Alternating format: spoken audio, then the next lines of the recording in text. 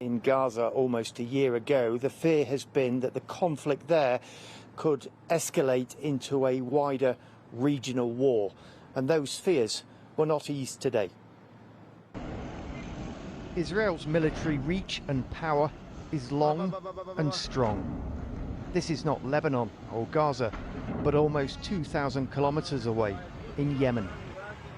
The target, one of the country's biggest ports and 2 power stations, controlled by Iranian-backed Houthis. The operation directed by Israel's defense minister.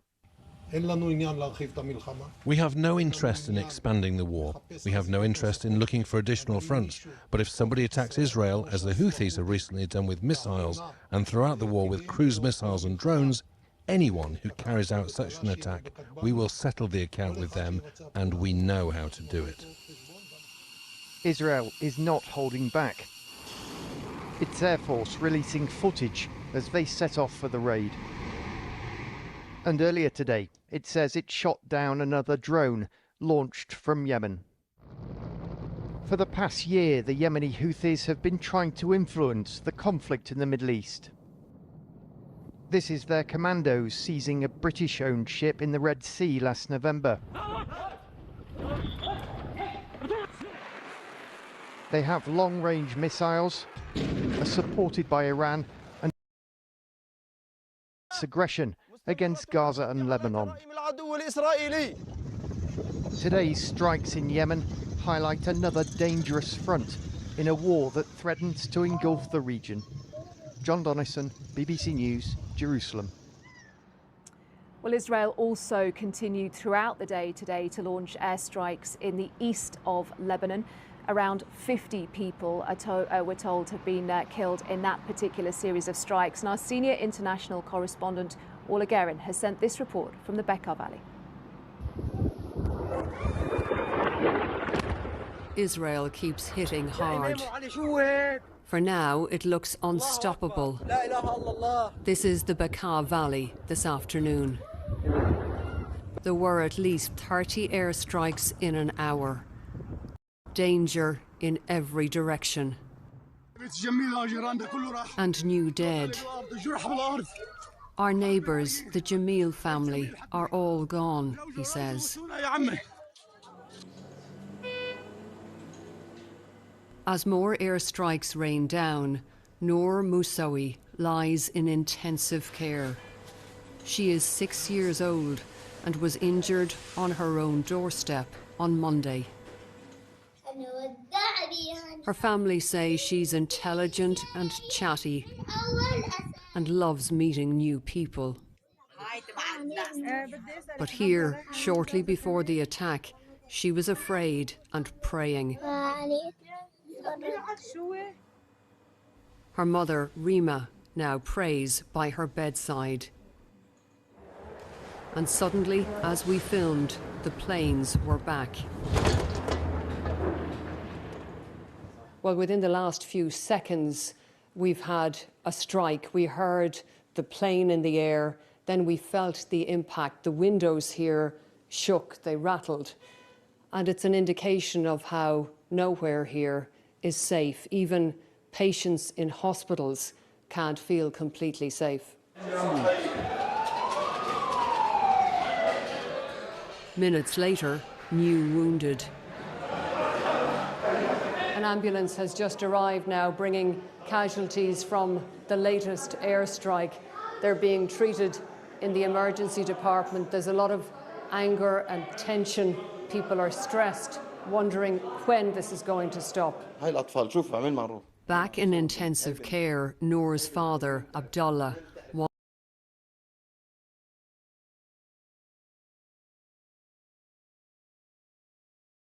his child. Was she fighting? He asks. She was playing at home. Does she have weapons? Half of her brain is gone. Noor was born after her parents had 10 years of IVF. Her father says he's not in Hezbollah, but now wishes he was. Orla Guerin, BBC News, in the Bekaa Valley. Well, Hezbollah has suffered a string of blows to its command structure over the last fortnight, culminating in the killing of its elusive leader Hassan Nasrallah on Friday. So how did the Israel Defense Forces manage to track him down, and how have they been able to target so many of Hezbollah's top commanders? Well, our security correspondent Frank Gardner has been looking into it. Frank. Well, targeting the Hezbollah leader Hassan Nasrallah was a strategic decision by Israel. In hiding for years, he'd long been in Israel's sights. So, how did they do it? Israeli intelligence was already widely assumed to be behind the lethal sabotage of all those thousands of Hezbollah's pagers and walkie-talkies. The Mossad, that's Israel's overseas spy agency, is thought to have inserted explosives into the supply chain. Now, that was almost a fortnight ago. What's transpired since then is that Israel's penetration of the Hezbollah command structure goes deeper still. Just have a look at this pyramid here. The Israeli military says that it has assassinated all of these senior Hezbollah commanders. So just how has this Israeli campaign been able to penetrate Hezbollah's security so comprehensively? It certainly looks like something that would have been put together over probably years. It would have been built up from multiple disciplines. So that's signals intelligence, interception of communications, the analysis of imagery, be that satellite or covertly taken photographs, but almost certainly some kind of human intelligence. Yeah, in other words, spies on the ground. Once the Israelis located Nasrallah, their Air Force F-15 warplanes reportedly dropped 80 bunker-busting bombs. They hit the underground cellar in South Beirut and Dahia, where he was meeting top commanders. So it's clear that Hezbollah's security is deeply compromised by Israeli intelligence. Nasrallah will be replaced, and soon, by someone with similar religious credentials. But it could take years for that new leader to build up a following. And in this climate, time is probably not on his side. Frank, thank you. Well, our senior international correspondent, Orla Guerin, joins me here in Beirut tonight. Orla, we can still hear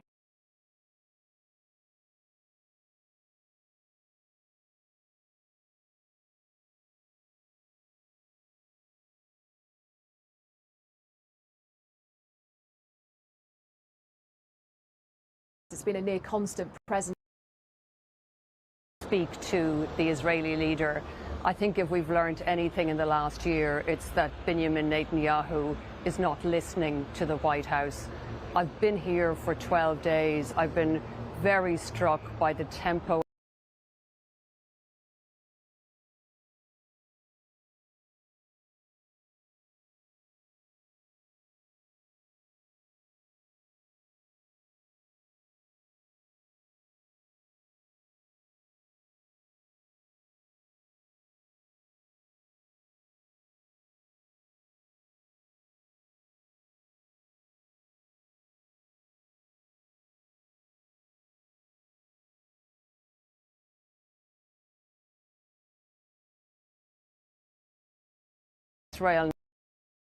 Israel now fighting in Gaza, in Lebanon, and tonight in Yemen.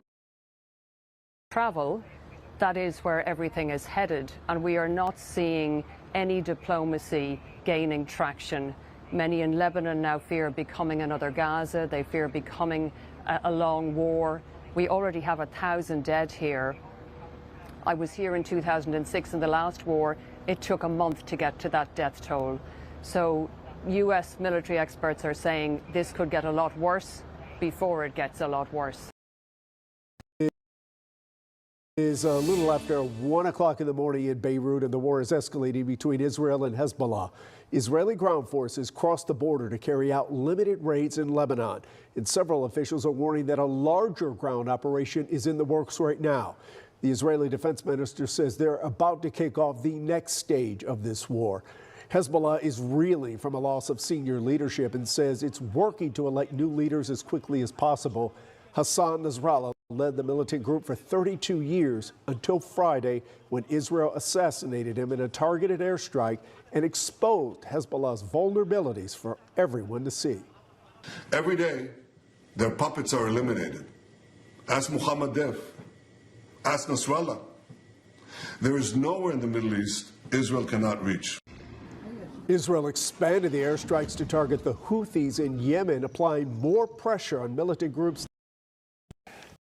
Targeting apartment blocks, hospitals, and nursing homes.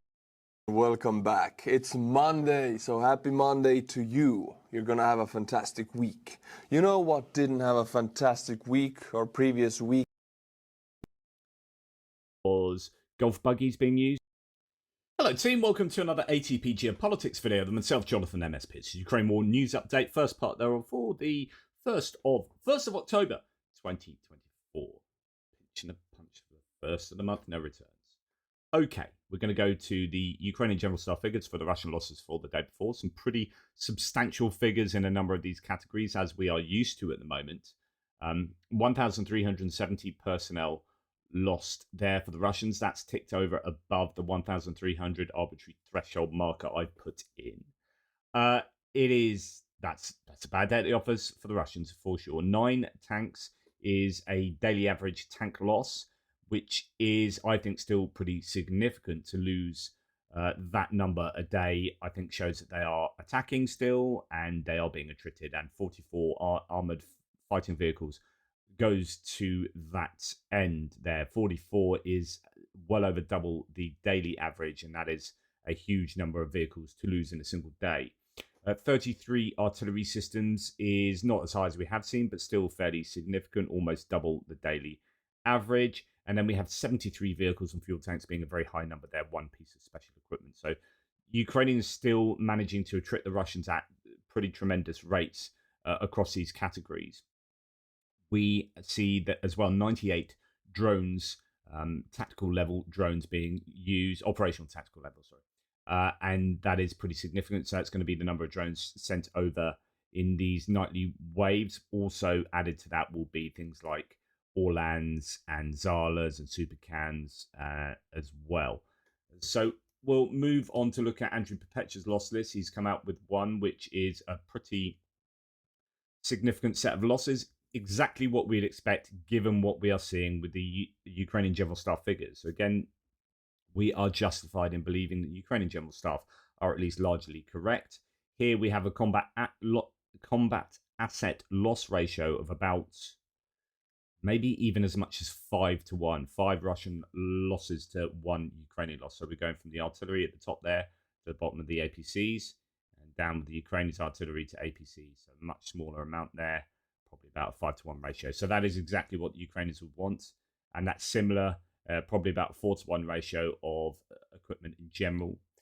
We have some surveillance and comms at the top. We'll come on to artillery. Nothing too significant there with artillery losses. We've got a Leopard 2A4 tank damaged. A Vandal drone, not seen that listed before. A couple of APCs damaged, and we have 3 out of 4 MRAPs abandoned and 1 damaged. So that's pretty good damage to destroyed ratios there for the Ukrainians. A couple of trucks and some civilian vehicles as per normal, and also some civilian vehicles being driven by civilians as well at the bottom. Iskander strike. Oh, no, not, sorry. No, that was wrong. That is just unknown vehicles actually taken out in an Iskander strike. One presumes of a depot of some sort where the vehicles are just so fundamentally disassembled, you don't know quite what they are. Anyway, moving up to the Russian losses, we have some surveillance comms at the top, a few bits of artillery, D30, S60, ZU-23, so a bit of an autocannon on the back there. Be seen actually as more of an air defense, really. A bit of kit that with the Ural with that on the back. 2 S7 Pion, that's a huge howitzer there. That one's destroyed, all the others damaged. Then with tanks, a really large number of tanks there.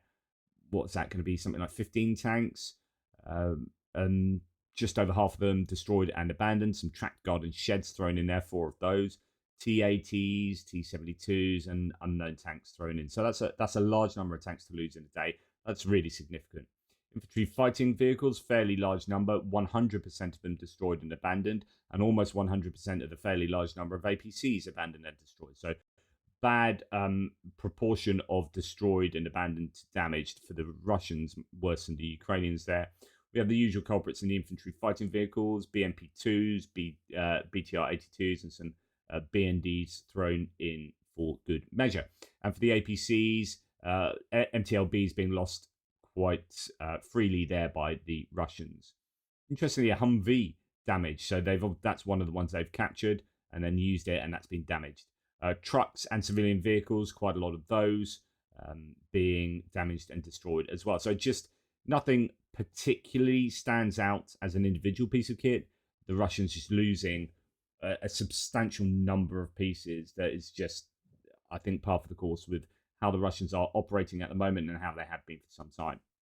Trying to get an indication of the state of affairs for the Russian troops on the front line. Here we have Major Smolkotin Yuri Alexandrovich. He was ahead of the border post in the Russian-Georgian border. He was killed on the August 5th in the Kursk region. I said this yesterday, that there is some indication at least that the as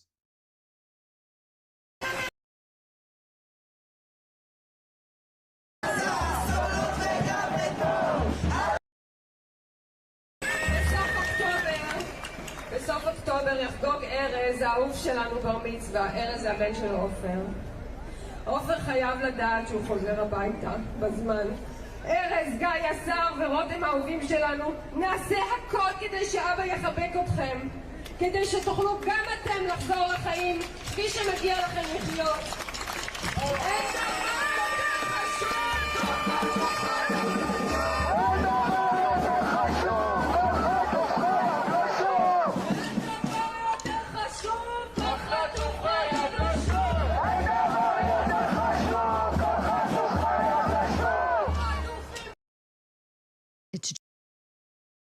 The Ukrainians, what matters is now. They need these weapons immediately. And they made a very strong case saying that unless they can target those launch sites where most of these missiles and drones are coming from, which are sometimes deep inside Russia, unless they can do that, there's very little they can do to stop this massive assault. Now, the Ukrainian President Volodymyr Zelensky says he has presented his victory plan to Joe Biden, which he hopes will pressure Russia into agreeing a diplomatic end to the war. Mr. Zelensky is also due to meet with Donald Trump today, despite a backlash from some Republican figures. It's being reported that Republicans are furious with Zelensky visiting an arms factory with Democrats over the last week. Let's speak to the Times leader writer Michael Binion. Good morning.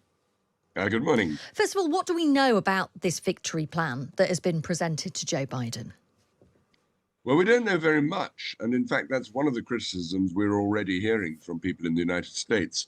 It's a fairly vague plan. It consists mostly of asking for more weapons and more support and the ability to use these weapons inside Russia to fire long-range missiles inside Russia.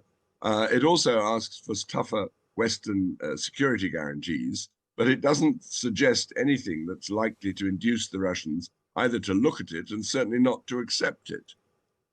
And so what do we know about any impact it's had on President Biden? I mean, clearly not enough of an impact for him to authorise the use of Western long-range missiles inside Russia. Indeed. I mean, President Biden has tried to be helpful. He's announced more actual aid. He's also said that Ukraine will have what are known as joint standoff weapons. These are glide bombs that can be used by F-16 fighter jets. He's announced additional Patriot batteries and air missile defense. This is to stop some of the incoming drones and missiles from Russia, which is desperately what Zelensky needs, what his country needs to stop the assault that is now raining down on Ukraine. But we haven't got very much inkling of the timetable or the amount that actually will be provided. And I think Mr. Biden has given a sort of general assurance, but of course he knows that he can't tie his hands, he can't commit the United States to anything beyond the next presidential election. And so is there a sense that there's almost paralysis within the US administration at the moment when it comes to Ukraine? Well, not really, because Kamala Harris has been very outspoken in saying that if she wins the election, she will continue to support Ukraine. She will stand shoulder to shoulder with Zelensky, and that she will assure Ukraine that it has full United States backing. In other words, she will continue the policies of the administration. She didn't commit herself to saying that she will authorize the use of missiles, long-range missiles, inside Russia. And she didn't really say very much about the so-called victory plan. I mean, what really matters now is whether